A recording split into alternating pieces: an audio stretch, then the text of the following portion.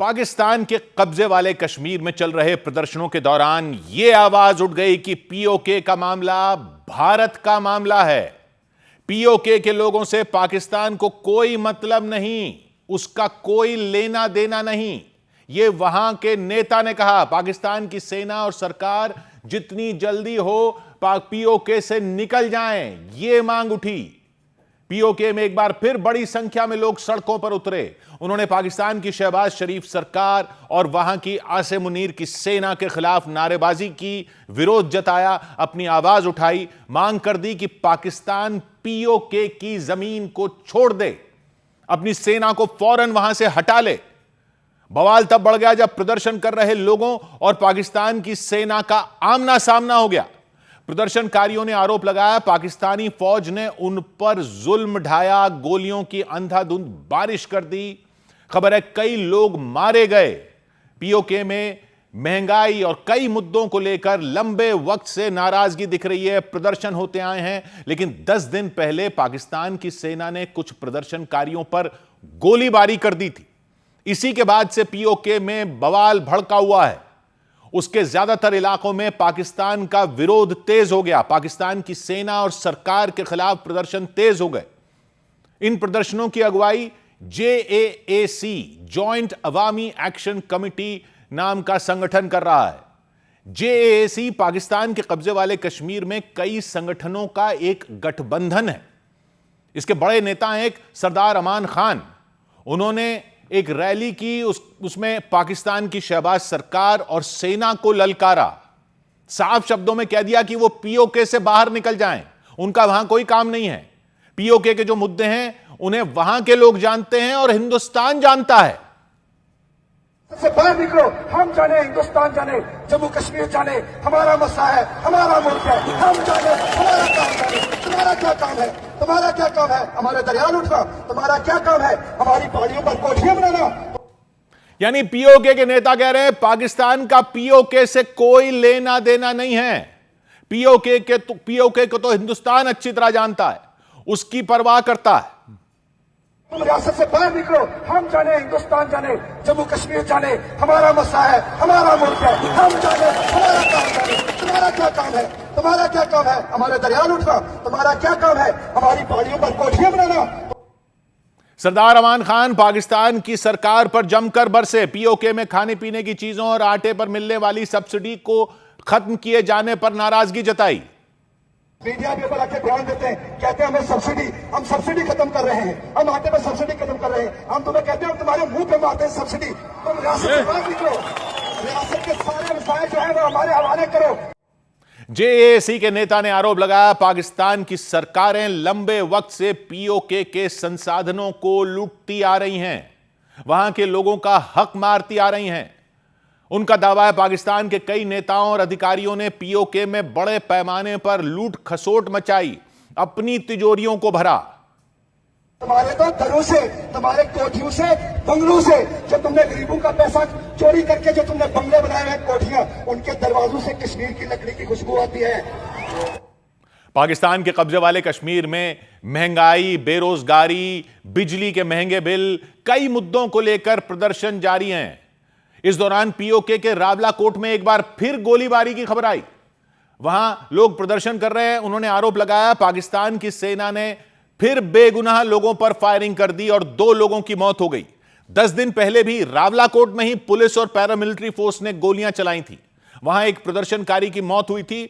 उनके जनाजे में लोग जमा हुए थे, तभी भीड़ को तितर बितर करने के लिए गोलीबारी कर दी गई थी। तब 11 लोगों के मारे जाने की खबर आई थी। हालांकि JAAC का कहना है बहुत ज्यादा लोग मारे गए थे, बड़ी संख्या में लोग घायल हो गए थे।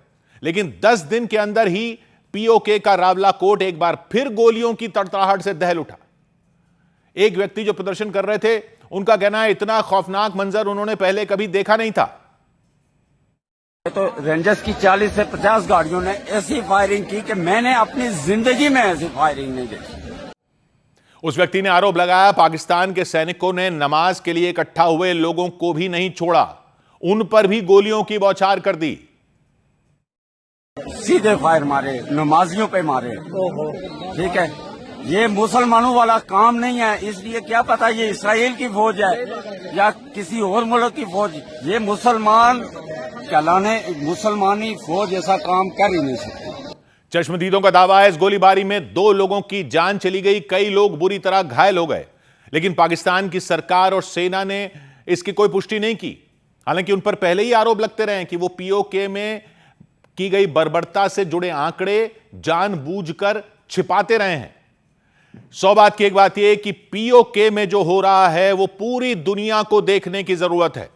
वहां जो प्रदर्शन हो रहे हैं वो महंगाई के खिलाफ होने से बात बहुत आगे निकल गई है।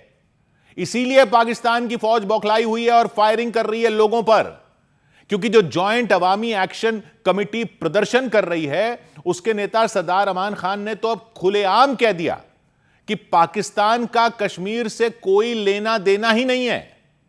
वो खुले मंच से ललकार रहे हैं कि कश्मीर का मामला हिंदुस्तान का मामला है। यह पाकिस्तान के कब्जे वाले कश्मीर में कहा जा रहा है, इसलिए दुनिया तक यह पहुंचाना जरूरी है। और पाकिस्तान ने इतने साल से जो कहानी दुनिया को सुनाकर बहकाया हुआ है उसका सच दुनिया को देखने की जरूरत है। यह वहां के प्रदर्शनकारियों के नेता के शब्द हैं।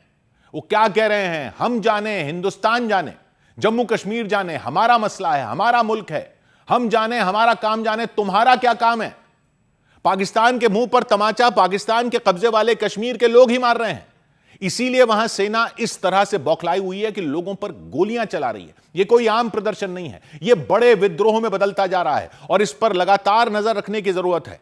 आसिम मुनीर का पाकिस्तान इससे ध्यान भटकाने के लिए कुछ खुराफात भी कर सकता है, क्योंकि लोगों पर गोलियां तक चलाकर उन्होंने देख ली कि यह उनके कंट्रोल से बाहर होता जा रहा है। 100 बात की एक बात। इधर उत्तर प्रदेश के गाजियाबाद में प्रशासन ने एक अवैध मदरसे पर बुलडोजर चलवा दिया। दिल्ली के पास यूपी के गाजियाबाद में सरकारी जमीन पर बने एक मदरसे पर बुलडोजर चला दिया गया। प्रशासन के मुताबिक इसके लिए पहले ही नोटिस दे दिया गया था, लेकिन कोई जवाब नहीं आया, जिसके बाद मदरसे को गिरा दिया गया। इसके अलावा प्रशासन ने लोनी इलाके में भी एक अवैध मजार को गिराने का दावा किया। उत्तर प्रदेश के आगरा में बीच सड़क पर बनी 250 साल पुरानी एक मजार को शिफ्ट कर दिया गया। मजार को एक दूसरी सड़क पर बनी बड़ी मजार में शिफ्ट कर दिया गया। ये कार्रवाई पुलिस और प्रशासन की मौजूदगी में हुई। उत्तर प्रदेश के वाराणसी में रेलवे स्टेशन के पास मौजूद एक मस्जिद को हटाने के लिए रेलवे प्रशासन ने एक नोटिस जारी कर दिया। रेलवे प्रशासन के मुताबिक रेलवे की जमीन पर अवैध तरीके से उस मस्जिद को बनाया गया था। रेलवे प्रशासन ने 20 जून तक उसे खाली करने का निर्देश दिया।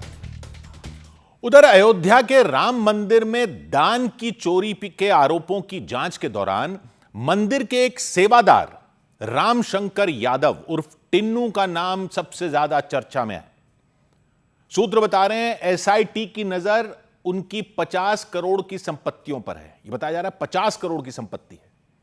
राम मंदिर ट्रस्ट से जुड़ने से पहले रामशंकर ऑटो रिक्शा चलाते थे, ये कह रहे हैं, लेकिन पिछले कुछ साल में उनके पास अचानक बहुत सारा पैसा आ गया। करोड़ों की जमीनें खरीद ली, कई मकान बनवा लिए। राम मंदिर आंदोलन से जुड़े एक व्यक्ति ने उनके साथ साथ कई और लोगों के खिलाफ थाने में शिकायत दर्ज करवाई। आरोप लगाया कि रामशंकर यादव ने यह दौलत मंदिर को मिले दान की चोरी से बनाई, उन्हें गिरफ्तार किया जाए। हालांकि रामशंकर यादव ने इन आरोपों को पूरी तरह खारिज किया है और अपने दुश्मनों की साजिश बताया इसे, लेकिन सूत्र कह रहे हैं एसआईटी उनसे दान की राशि को लेकर कई सवाल पूछ सकती है। उनकी संपत्तियों की जांच में जुट गई है, इस बात की पड़ताल में जुट गई कि रामशंकर यादव ने करोड़ों की संपत्ति अगर बनाई तो कहां से बनाई, इतनी जल्दी कहां से इतना पैसा कमा लिया। सूत्र बता रहे हैं रामशंकर यादव की 50 करोड़ की संपत्ति एसआईटी की नजर में है। आरोप 50 करोड़ की संपत्ति का है, कई मकान हैं, एयरपोर्ट के नजदीक जमीनें हैं, कई महंगी गाड़ियां हैं, कह रहे हैं बड़े बड़े होटल हैं, रेस्टोरेंट में उनकी हिस्सेदारी है, ये सब आरोप हैं। राम मंदिर ट्रस्ट से जुड़ने से पहले यह बताया जा रहा है कि रामशंकर यादव की आय का स्रोत एक ऑटो रिक्शा ही था। वो ऑटो रिक्शा चलाकर कमाई करते थे। उनके खिलाफ थाने में शिकायत दर्ज कराने वाले ने आरोप लगाया कि जब से वो मंदिर ट्रस्ट से जुड़े उनके दिन ही बदल गए। उनके पास बेहिसाब पैसा आ गया, दौलत आ गई और इसकी जांच करवाई जाए, उन्हें गिरफ्तार किया जाए। लेकिन रामशंकर यादव और टिन्नू यादव ने अपने ऊपर लगे इन आरोपों को पूरी तरह खारिज किया है। वो कह रहे हैं उनसे चिढ़ने वाले लोगों ने उन्हें बदनाम करने की साजिश रची। उनके पास न तो करोड़ों की संपत्ति है, ना ही कहीं कोई बड़ी हिस्सेदारी है। इससे मेरा कोई लेना देना नहीं। ईर्ष्या बस एक चलाया जा रहा है जी। और कौन ईर्ष्या कर रहा है, कौन जलन कर रहा है? अरे वो तो बिना, वो तो कौन कर रहा है तो ये वही बताएगा। अच्छा, आपका नाम चंपत राय जी से भी जोड़ा जा रहा है, वजह? जी, मैं नौकरी करता हूँ, यहाँ नौकरी करता हूँ। सूत्र कह रहे हैं एसआईटी के रेडार पर रामशंकर यादव और मंदिर के 6 सेवादार हैं। उनको मिलाकर जांच टीम को दूसरा शक मनीष यादव नाम के सेवादार पर है। वो रामशंकर यादव के भतीजे बताए जा रहे हैं। सूत्र कह रहे हैं जांच टीम को दान की राशि के प्रबंधन में उनकी भूमिका संदिग्ध दिखी। फिर केडी तिवारी का नाम आ रहा है, राजेश पाठक का नाम आ रहा है, ये सेवादार हैं। गहनों के स्टॉक में इन्होंने गड़बड़ी की, ये शक है। एक लवकुश मिश्रा हैं, उनको एसआईटी ने एक रोज पहले हिरासत में ले लिया था, वो भी सेवादार हैं। उन पर और अनुकल्प मिश्रा पर जांच टीम को दान की राशि की गिनती में गड़बड़ी करने का शक है। और इस बीच राम मंदिर आंदोलन से जुड़े संतोष दुबे नाम के व्यक्ति ने राम मंदिर ट्रस्ट पर गंभीर आरोप लगा दिए। ट्रस्ट के महासचिव चंपत राय के खिलाफ थाने जाकर शिकायत दर्ज करा दी और ट्रस्ट के एक दूसरे सदस्य पर भी गंभीर आरोप लगाए। 2 और लोगों को भी जिम्मेदार ठहराया। उन सभी के खिलाफ शिकायत की कि इन लोगों ने मिलकर दान के पैसों में घोटाला किया। चोर नंबर 1 चंपत राय बंसल, चोर नंबर 2 अनिल मिश्रा और चोर नंबर 3 वो ट्रस्ट में नहीं है, चोर नंबर 4 ट्रस्ट का ड्राइवर है। मतलब गोपाल राव और वो रामशंकर और टिन्नू यादव, ये 4 चोरों ने भगवान राम के धन को उससे चोरी किया है। संतोष दुबे कह रहे हैं राम मंदिर में न सिर्फ दान के पैसों की चोरी हुई, बड़े पैमाने पर गहनों की भी हेराफेरी हुई। मंदिर में लोगों ने करोड़ों रुपए दिए दान में, महिलाओं ने अपने जेवर दान किए, लेकिन वो सब कुछ गायब है, कहीं कोई हिसाब नहीं मिला। ये आरोप लगा रहे हो कि दान में मिले इन पैसों और गहनों की चोरी हुई है।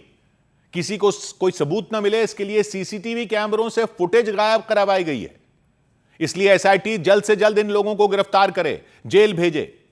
इससे पहले एसआईटी ने लगातार दूसरे दिन कई लोगों से पूछताछ की। चढ़ावे में गड़बड़ियों के आरोपों को लेकर मंदिर ट्रस्ट से जुड़े लोगों से सवाल पूछे।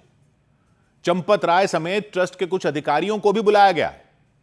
जिले के डीएम के साथ अलग से बैठक की, उनसे भी केस का अपडेट लिया। कई सेवादारों से सवाल पूछे, उन बैंक वालों से सवाल पूछे जो मंदिर से जुड़े हैं, दान में मिले पैसों को बैंक में जो जमा करवाते थे। हालांकि जांच टीम ने अभी किसी को गिरफ्तार नहीं किया, ना हिरासत में लिया है। एक रोज पहले भी एसआईटी ने करीब 8 घंटे तक राम मंदिर परिसर में जांच की थी। 43 लोगों से पूछताछ की, मंदिर में मौजूद सभी दान पात्रों की जांच की, सभी सीसीटीवी कैमरे खंगाले।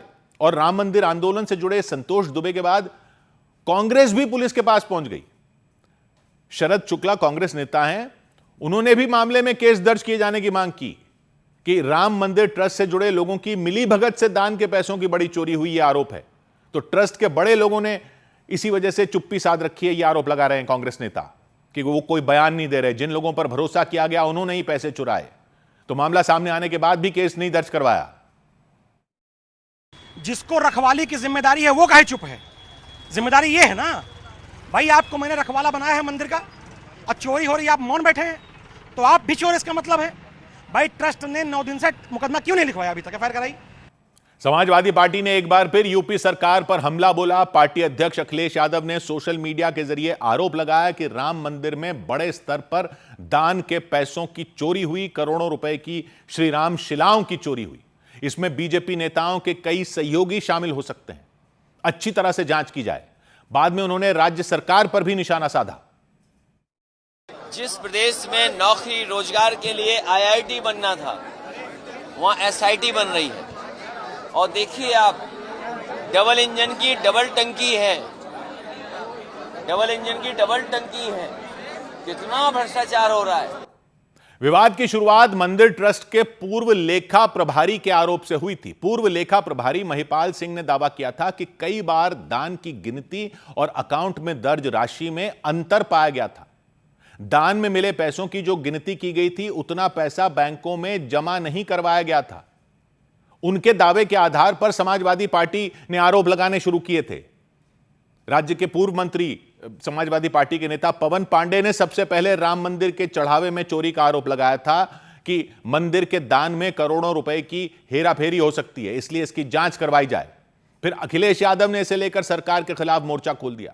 उन्होंने अदालतों से अपील की कि वो मामले पर स्वतः संज्ञान लें, राज्य सरकार को सख्त कार्रवाई करने का निर्देश दें, निष्पक्ष जांच करवाएं। 100 बात की एक बात है कि राम मंदिर के दान में धांधली होने के जो आरोप लग रहे हैं उनका सच जल्द से जल्द पता करना सिर्फ इसलिए जरूरी नहीं क्योंकि यूपी में चुनाव आने वाले हैं, यह जानना इसलिए भी जरूरी है क्योंकि मंदिरों को चलाने वाले जो ट्रस्ट होते हैं उस व्यवस्था पर लोगों का ट्रस्ट यानी भरोसा बना रहना जरूरी है, क्योंकि ऐसा मुद्दा राजनीतिक मुद्दा तो बनना ही था। और विपक्ष तो यह तर्क भी देगा कि क्यों नहीं बनना चाहिए राजनीतिक मुद्दा, अगर दान के गबन का आरोप है तो राजनीतिक मुद्दा क्यों नहीं बनना चाहिए। लेकिन अगर राम मंदिर को देखने वाली व्यवस्था से ही लोगों का विश्वास उड़ गया तो वो ज्यादा बड़ी चोट होगी। जिस तरह के आरोप लग रहे हैं कि कोई टिन्नू नाम का सेवादार कुछ टाइम पहले तक साधारण जीवन जी रहा था, अब करोड़ों की संपत्ति का मालिक है, इस तरह के आरोपों का जवाब मिलने में जितनी देरी होगी उतना घातक हो सकता है। और दिख रहा है कि सरकार इसकी गंभीरता समझ रही है। 100 बात की एक बात, इधर दोबारा होने जा रही नीट की परीक्षा से पहले सरकार ने टेलीग्राम मैसेजिंग ऐप पर रोक लगा दी। केंद्र सरकार ने 21 जून को दोबारा होने वाली नीट की परीक्षा को लेकर टेलीग्राम मैसेजिंग ऐप के इस्तेमाल पर टेम्पररी रोक लगा दी। रोक 22 जून तक जारी रहेगी, मतलब 22 जून तक टेलीग्राम ऐप काम नहीं करेगा। एनटीए के मुताबिक पेपर लीक को रोकने और परीक्षा की निष्पक्षता बनाए रखने के लिए यह कदम उठाया गया। 21 जून को दोबारा होने वाली नीट परीक्षा से पहले राजस्थान के सीकर में एक छात्र ने खुदकुशी कर ली। छात्र का शव कमरे के पंखे से लटका मिला। उमेश माली नाम का वो छात्र झुंझुनू का रहने वाला था और सीकर में अपने परिवार के साथ रहकर परीक्षा की तैयारी कर रहा था। उधर महाराष्ट्र के नागपुर से हैरान कर देने वाला एक मामला सामने आया। वहां एक शादीशुदा महिला ने आरोप लगाया कि जबरदस्ती उनका धर्मांतरण करवाने की कोशिश की गई, नशीला पदार्थ देकर उनका रेप किया गया, उनके अश्लील वीडियो बनाए गए, ब्लैकमेल किया गया, लाखों रुपए की वसूली की गई। ये सभी आरोप महिला की तरफ से लगाए गए, क्योंकि जिन लोगों पर आरोप लगाए पुलिस ने उनमें 2 लोगों को तो गिरफ्तार कर लिया, एक आरोपी फरार बताया गया, इसलिए उनका पक्ष नहीं सामने आया। लेकिन इस घटना से नागपुर में कोहराम मच गया। सबूत के तौर पर महिला ने पुलिस को एक वीडियो भी दिया और उसमें एक कमरे के अंदर एक आदमी एक महिला के दोनों हाथ पकड़कर बैठा दिखाई दिया। ऐसा लगा जैसे वो उनके साथ टोना टोटका कुछ कर रहा हो। महिला अपना हाथ छुड़ाने की कोशिश करती रही, उस आदमी ने उनके हाथ नहीं छोड़े, लगातार कुछ कुछ बोलता रहा, महिला के चेहरे पर फूंकता रहा, कभी चेहरे पर फूंकता रहा, कभी महिला के कानों में फूंकने लगता। कई बार उसने ऐसा किया।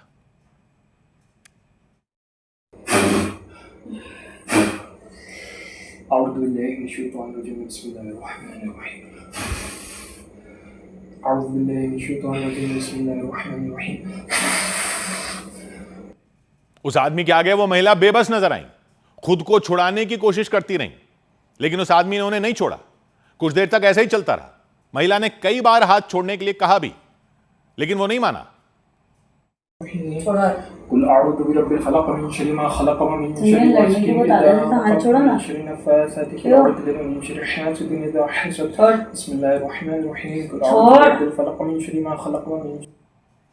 थोड़ी देर बाद महिला रोने लग गई, चिल्लाती भी नजर आई। उनके रोने और चिल्लाने का भी उस पर कोई असर नहीं हुआ।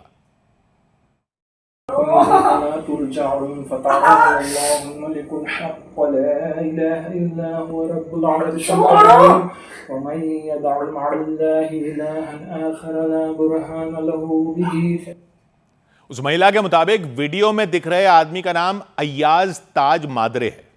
महिला ने आरोप लगाया वो उन्हें जादू टोना करके वशीकरण कर रहा था, वश में करने की कोशिश कर रहा था ताकि उनका धर्मांतरण करवाया जा सके। अभी महिला का आरोप है कि उनके खिलाफ पूरी साजिश इस अय्याज ने रची।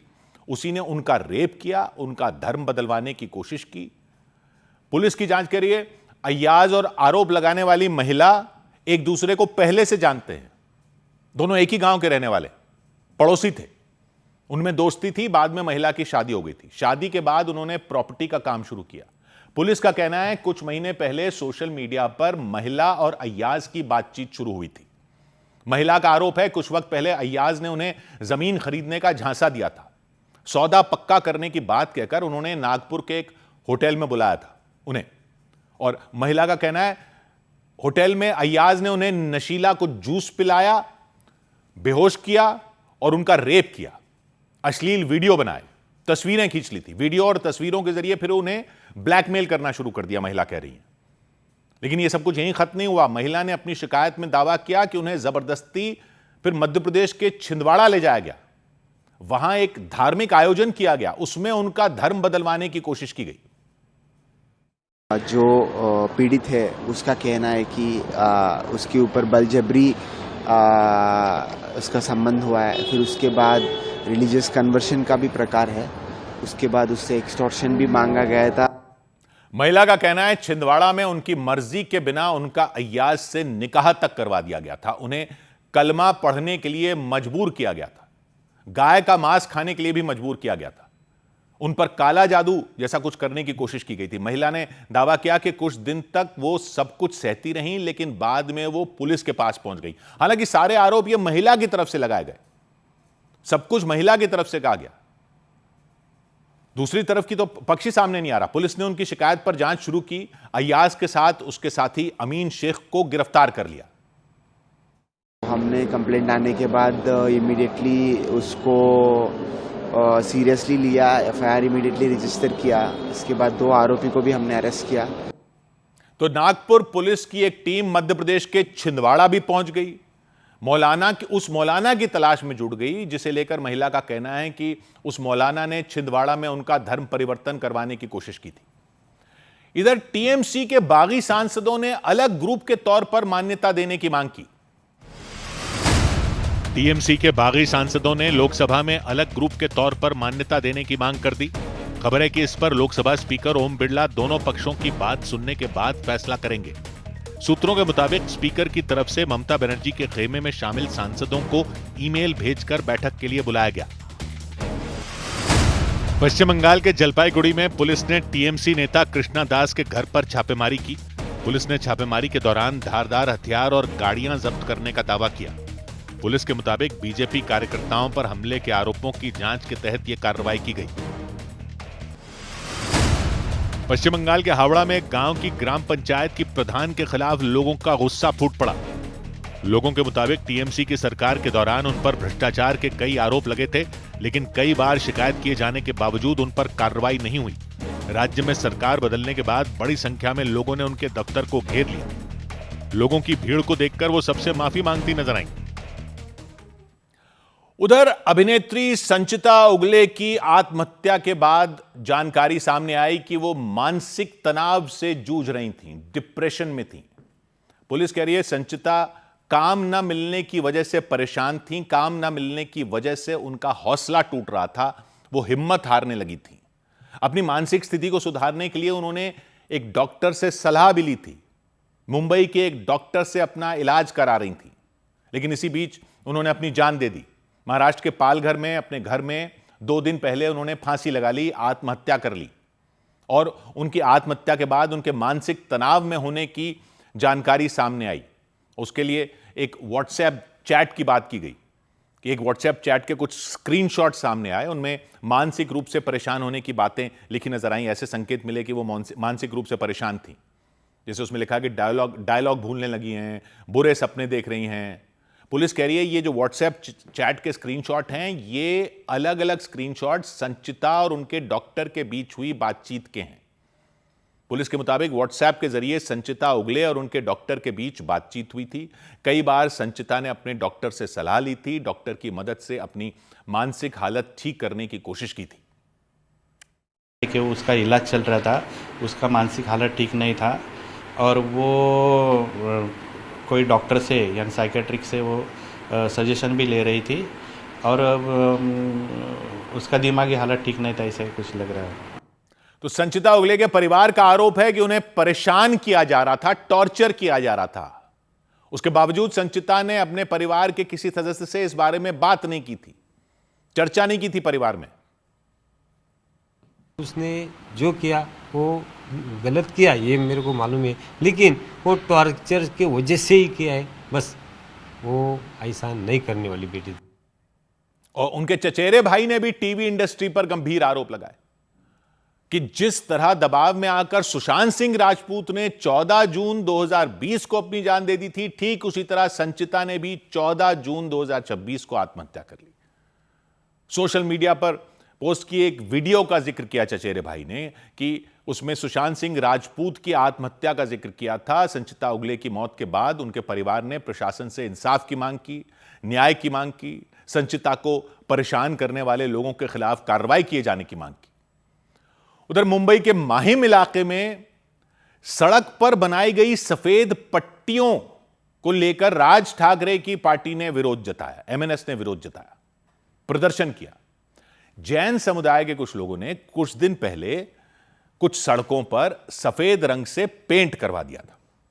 सफेद पट्टियां उन सड़कों पर बनाई गई थीं जो जैन समुदाय के लोगों के मकानों तक जाती हैं। उन रास्तों पर सफेद पट्टियां बनाई गई थीं जहां पर जैन मुनियों का आना जाना होता है। जैन समुदाय के लोगों का कहना है कि बरसात के दिनों में जैन मुनि उन सड़कों से गुजरते हैं। अब बारिश की वजह से सड़कों के पास काई जम जाती है, कीड़े मकोड़े आ जाते हैं जो कई बार ठीक से दिखाई नहीं देते। वो कीड़े मकोड़े पैरों के नीचे ना आ जाएं, इसलिए उन्होंने सड़कों पर सफेद रंग से पट्टियां बना दी ताकि उन पट्टियों पर कीड़े आएं तो साफ साफ दिखाई दें, उन्हें बचाना आसान हो जाएगा। अब सड़क पर लेकिन सफेद पेंट किए जाने को लेकर विवाद खड़ा हो गया। राज ठाकरे की पार्टी एमएनएस के कार्यकर्ताओं ने विरोध जताया, आपत्ति यह जताई, नाराजगी जाहिर की कि सड़कों पर सफेद रंग किए जाने के खिलाफ अपनी जो आवाज उठाई उसमें आरोप यह लगाया कि बाहर से आए हुए कुछ लोग अपने तौर तरीके मुंबई में थोपने की कोशिश कर रहे हैं, मुंबई की पहचान बदलने की कोशिश कर रहे हैं। उनका कहना है सड़क पब्लिक प्रॉपर्टी है और सड़कों पर इस तरह पेंट करना ठीक नहीं है, नहीं कर सकते पब्लिक प्रॉपर्टी पर। त्यांनी प्रायव्हेट प्लेसमध्ये केलं असं आम्हाला काही विरोध नाही। त्यांच्या घरात त्यांनी कुठलाही कलर पांढरा मारा, काळा मारावा, हिरवा मारा, लाल मारावा, कुठलाही कलर मारा, 7 रंग मारा, आम्हाला विषय नाहीये। तो विवाद बढ़ा तो मुंबई के नगर निगम बीएमसी को दखल देना पड़ा। उसने कड़ा रुख अपनाया। बीएमसी की तरफ से सफेद पट्टियों को फिर ढक दिया गया, उन पर ग्रे कलर का पेंट कर दिया गया। ये ग्रे रंग का पेंट बीएमसी और उनकी मदद जो दूसरी राजनीतिक पार्टियां हैं उन्होंने विरोध में यहाँ लगाया है। उनका कहना है कि सफेद रंग की पट्टियां नहीं लग सकती हैं। ये देखिए, ये प्राइवेट प्रॉपर्टी, फॉर एग्जांपल मैं आपको बता रहा हूँ, यहाँ तक ये गवर्नमेंट की प्रॉपर्टी होती है, इसलिए बीएमसी ने प्रॉपर इसको ग्रे रंग से कर दिया है। लेकिन सफेद रंग की पट्टी आपको नजर आ रही होगी, ये देखिए। अगर देवेंद्र फडणवीस ने भी सभी समुदायों से सौहार्द बनाए रखने की अपील की, एक दूसरे का सम्मान करने की अपील की, मिलजुल कर साथ रहने की अपील की, धार्मिक भावनाओं का सम्मान करने की अपील की। सौभाग्य की एक बात यह कि मुख्यमंत्री देवेंद्र फडणवीस ने मुंबई की सड़कों पर या गलियों में सफेद पट्टियों को लेकर जो सभी समुदायों से सौहार्द बनाने के लिए कहा, वही एक तरह से सही भी लग रहा। जैन समुदाय के कुछ लोगों और संगठनों ने मुंबई के कई गलियों सड़कों पर सफेद रंग की पट्टियों से पेंट कर दिया था ताकि सफेद रंग में सड़क पर चलने वाले कीड़े वगैरह साफ दिख जाएंगे। उन सड़कों पर चलने वाले जैन मुनियों को कीड़े देखने में आसानी होगी कि कहीं वो उन पर अनजाने में पैर न रख दें। जैन धर्म में आप जानते हैं कि अहिंसा को बहुत महत्व दिया जाता है और जैन मुनि तो इतना ध्यान रखते हैं कि उनसे किसी भी जीव को कोई नुकसान ना हो, भले ही वो कीड़े मकोड़े ही क्यों ना हो। तो मंशा तो शायद इन लोगों की यही रही होगी, क्योंकि काली सड़क पर या जहां काई जम जाती है, कीड़े नजर नहीं आते, तो सड़क पर सफेद पेंट कर दो। लेकिन यह भी हकीकत है कि सड़क तो कोई प्राइवेट प्रॉपर्टी नहीं है, सड़क तो सबकी होती है। इसी तर्क के साथ तो सड़क पर नमाज पढ़ने को रोका जाता है। हालांकि यह जरूर कहा जा सकता है कि सफेद पट्टी पेंट करने से दूसरों को कोई असुविधा थोड़ी हो रही है, कीड़ों की जान बचाने की ही तो कोशिश है। लेकिन नियम तो सबके लिए बराबर ही होंगे। तो राज ठाकरे की पार्टी के कार्यकर्ताओं ने इसे मुद्दा बना दिया कि कोई ऐसे कैसे सड़क पर पेंट कर सकता है, और वहां के नगर निगम बीएमसी को फिर सड़क पर ग्रे पेंट करना पड़ गया। लेकिन सबसे अहम बात यह है कि पहले ही बहुत कारण हैं जिनसे तिल का ताड़ बन जाता है। तो बेहतर यही है कि ऐसी बातों से सौहार्द न बिगड़े। 100 बात की एक बात। उधर पश्चिम बंगाल के उत्तर 24 परगना में मजदूरों को धमकाने के आरोप में टीएमसी के एक नेता को गिरफ्तार कर लिया गया। पश्चिम बंगाल के उत्तर 24 परगना के हसनाबाद में पुलिस ने टीएमसी नेता गौतम वैद्य को गिरफ्तार कर लिया। पुलिस के मुताबिक उन्हें मजदूरों के पैसे नहीं देने और मजदूरों को धमकी देने के आरोप में गिरफ्तार किया गया।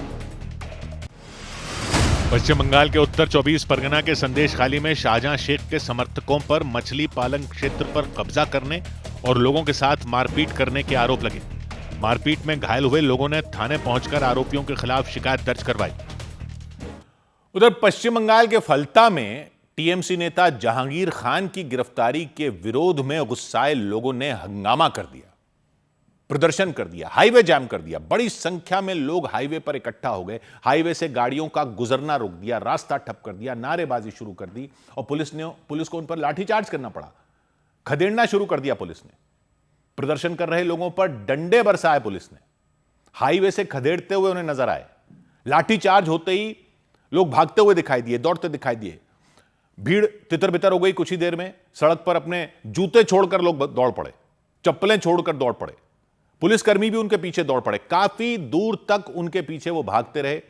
पुलिस ने उन्हें खदेड़कर उन्हें हाईवे से दूर लेकर चले गए। उनसे बचने के लिए कुछ लोग सड़क के किनारे एक तालाब में कूद गए। इसके बाद भी पुलिसकर्मी नहीं रुके। तालाब से बाहर निकलने के बाद उन पर डंडों की बौछार कर दी।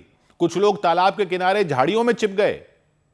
फलता में उन लोगों ने टीएमसी नेता जहांगीर खान की गिरफ्तारी के खिलाफ प्रदर्शन किया, उनकी रिहाई की मांग को लेकर हंगामा किया। उनके हंगामे की वजह से वहां जैम लग गया, हाईवे ठप हो गया, तो पुलिस ने लाठी चार्ज कर उन्हें खदेड़ा और फिर गाड़ियों का आना जाना वहां चालू करवाया। उधर अमेरिका के राष्ट्रपति ट्रंप ने ईरान को धमकी दे डाली। युद्ध खत्म करने के समझौते पर दस्तखत किए जाने से पहले ही डोनाल्ड ट्रंप ने एक बार फिर ईरान को धमका दिया। उन्होंने कहा कि अमेरिका ईरान के साथ अच्छे संबंध रखना चाहता है, लेकिन अगर ऐसा नहीं हुआ तो जंग दोबारा भी छिड़ सकती है। अमेरिका और ईरान के बीच हुए समझौते को ईरान के राष्ट्रपति मसूद पेजेश्कियान ने अपने देश के लिए जीत बताया, गर्व की बात बताई। उनके मुताबिक अगर समझौते की सभी शर्तें मान ली गईं, तो इससे पूरे पश्चिम एशिया की सूरत बदल जाएगी। इजरायल के प्रधानमंत्री नेतन्याहू ने माना कि कई मुद्दों को लेकर उनकी और ट्रंप की राय अलग होती है। किसी बात पर ट्रंप राजी नहीं होते तो किसी बात पर वो सहमत नहीं होते। नेतन्याहू का यह बयान ऐसे समय पर आया जब इजरायल ने अमेरिका और ईरान के समझौते से किनारा करने के संकेत दिए। उधर खबर आई यूक्रेन युद्ध से। रूस की राजधानी मॉस्को पर भीषण हमला हो गया। बम की तरह फटने वाला एक आत्मघाती ड्रोन ऑयल रिफाइनरी से टकरा गया। मॉस्को की सबसे बड़ी ऑयल रिफाइनरी पर यूक्रेन ने बमबारी कर दी। ड्रोन फटा, जोरदार विस्फोट हुआ, आग लग गई, चीख पुकार मच गई। राहत बचाव का काम शुरू किया गया। आग की खौफनाक लपटें ऑयल रिफाइनरी के एक बड़े हिस्से में फैल गईं, पूरी तरह उसको अपनी चपेट में ले लिया। ऐसा लगा जैसे रिफाइनरी को जलाकर राख ही कर देंगी लपटें। दिन के उजाले में यह हमला हुआ। आत्मघाती ड्रोन तेजी से पहुंचा, सीधा उस रिफाइनरी पर जाकर फट पड़ा।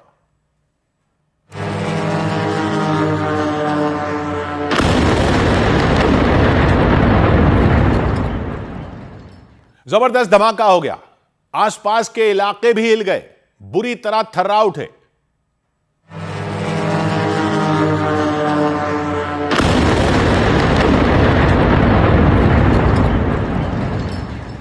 मॉस्को की उस ऑयल रिफाइनरी में आग भड़क गई, ऐसी कि देखते ही देखते एक बड़े हिस्से को अपनी जद में ले लिया आग ने। ऊंची ऊंची लपटें उठती दिखी, कई किलोमीटर दूर से नजर आई लपटें।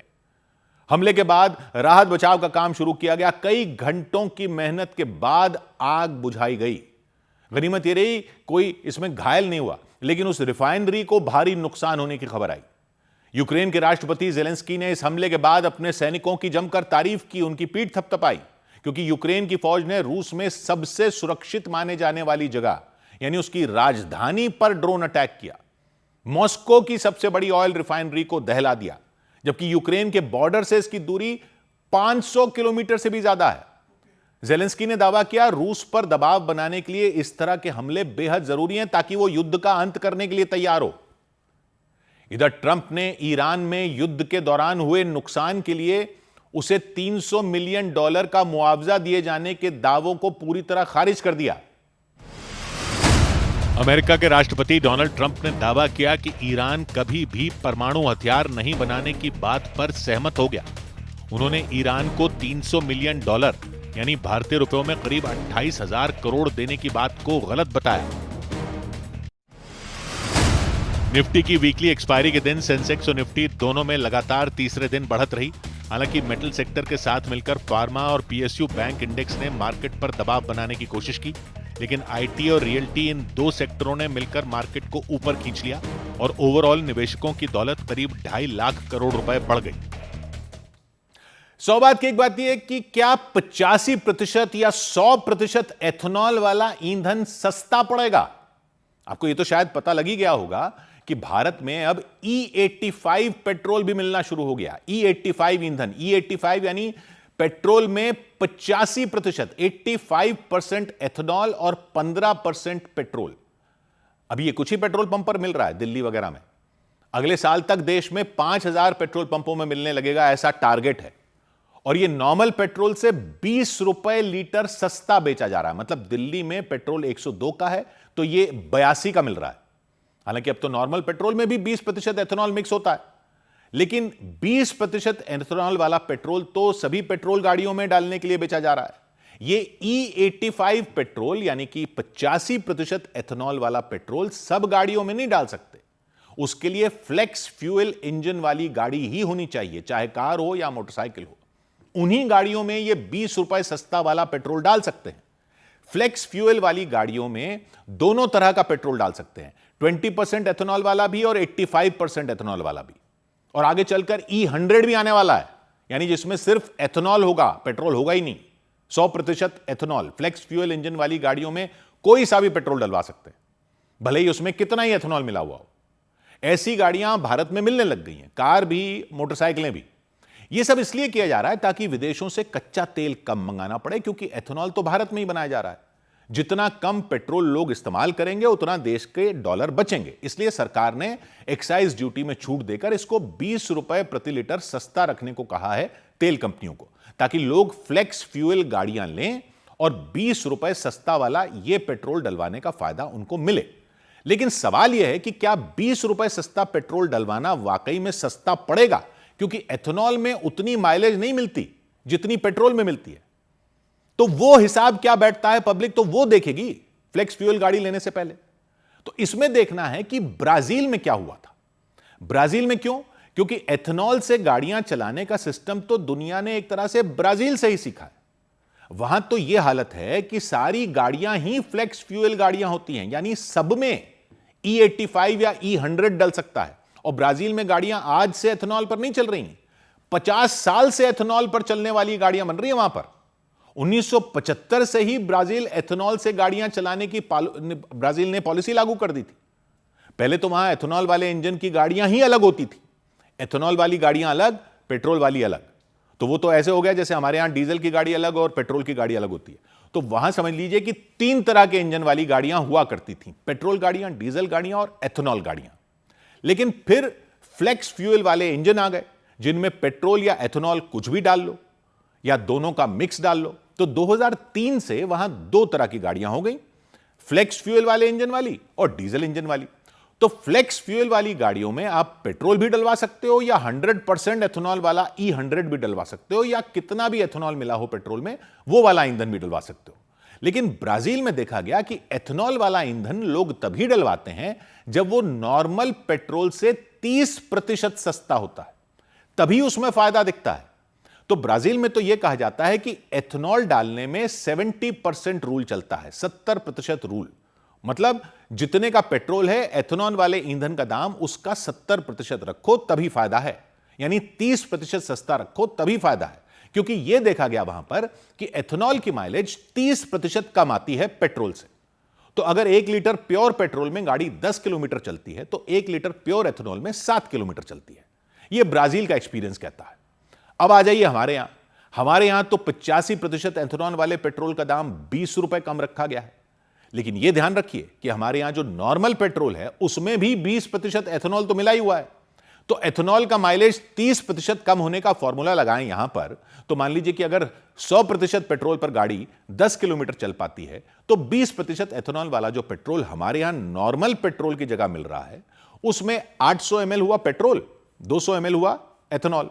800 ml पेट्रोल पर वही गाड़ी चलेगी 8 किलोमीटर, 200 ml पर चलेगी 1.4 किलोमीटर। यानी 1 लीटर E20 वाले पेट्रोल पर उस गाड़ी की माइलेज होनी चाहिए 9.4 किलोमीटर। मतलब ये जो गाड़ी 1 लीटर प्योर पेट्रोल पर 10 किलोमीटर चलती है वो E20 वाले पेट्रोल पर चलनी चाहिए 9.4 किलोमीटर।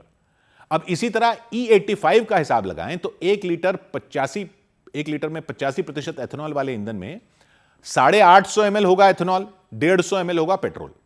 850 एथेनॉल पर वही गाड़ी चलनी चाहिए 6 किलोमीटर और 150 ml पेट्रोल पर 1.5 किलोमीटर, यानी E85 वाले ईंधन में उस गाड़ी की माइलेज बैठेगी 7.5 किलोमीटर। तो हिसाब यह बैठा कि जो गाड़ी E20 पेट्रोल पर चलेगी 9.4 किलोमीटर, वो E85 पेट्रोल पर चलनी चाहिए 7.5 किलोमीटर, यानी 20% कम। तो यह हिसाब बैठता है। इसी हिसाब से लगता है कि सरकार ने तेल कंपनियों से कहा कि E85 यानी 85% एथेनॉल वाले पेट्रोल के दाम 20 रुपए लीटर सस्ते रखे जाएं। तो दिल्ली में E20 पेट्रोल है 102 का, E85 मिल रहा है 82 का, ताकि E85 लेने वालों को कोई नुकसान ना हो। लेकिन ऐसा कोई बहुत ज्यादा फायदा हो जाएगा 20 रुपए लीटर कम रेट पर लेने से, यह भी नहीं दिख रहा है। पब्लिक को नुकसान नहीं होगा माइलेज कम होने पर भी, लेकिन देश का बहुत फायदा हो सकता है अगर अच्छी संख्या में लोग फ्लेक्स फ्यूल इंजन वाली गाड़ियां लेने लग गए और E85 और आगे चलकर 100% एथेनॉल वाला ईंधन डलवाने लग गए, क्योंकि उतना ही कच्चा तेल कम मंगवाना पड़ेगा विदेश से और उतने ही डॉलर देश के बचेंगे, जिससे रुपए की कीमत डॉलर के मुकाबले मजबूत हो सकती है। 100 बात की एक बात।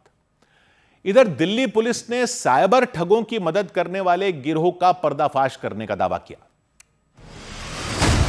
दिल्ली पुलिस ने एक ऐसे गिरोह का भंडाफोड़ करने का दावा किया जो साइबर ठगों को बैंक खातों की डिटेल मुहैया कराते थे। पुलिस के मुताबिक उस गिरोह के 10 सदस्य गिरफ्तार किए गए और उनके पास से 27 चेकबुक, 17 एटीएम कार्ड और 12 मोबाइल फोन बरामद करने का दावा किया। बिहार के मुजफ्फरपुर में कुछ बदमाशों ने बेटे और पत्नी के सामने एक गहना कारोबारी की गोली मारकर हत्या कर दी। पुलिस के मुताबिक वो कारोबारी गहनों से भरा एक बैग लेकर घर लौट रहे थे। रास्ते में कुछ बदमाशों ने उनका बैग छीनने की कोशिश की, लेकिन जब उनकी कोशिश फेल हो गई तो उन्होंने कारोबारी को गोली मार दी। कभी छिछली कभी चढ़ती नदी का क्या भरोसा है, कभी छिछली कभी चढ़ती नदी का क्या भरोसा है, शेयर बाजार जैसी जिंदगी का क्या भरोसा है। 100 बात की एक बात कही सरवत एम जमाल ने, तबाही पर मदद को चांद भी नीचे उतर आया, मगर इस 4 दिन की चांदनी का क्या भरोसा है।